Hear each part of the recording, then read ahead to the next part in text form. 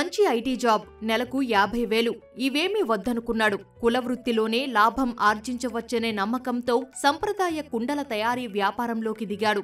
ఇప్పుడు ఆ IT job salary కన్నా అధికంగా నెలకు 1,00,000 నుంచి 2 లక్షల రూపాయల వరకు సంపాదిస్తున్నాడు ఆంధ్రాకు చెందిన సాయి గోపి. అక్కడ నేను జాబ్ చేసినప్పుడు నాకు సాఫ్ట్వేర్లో 50,000 వచ్చాయి.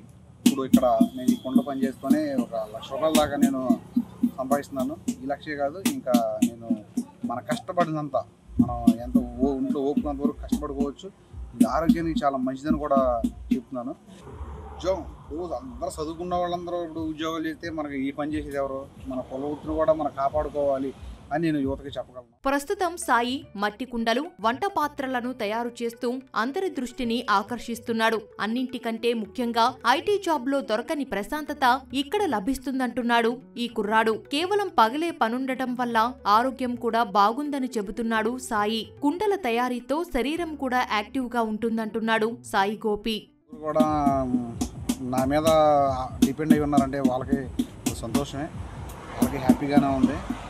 నా కాడి నుంచి పని చేసి నేర్చుకున్న వాళ్ళు ఇంకో నలుగురికి పని నేర్పాలని నేను అనుకుంటున్నాను.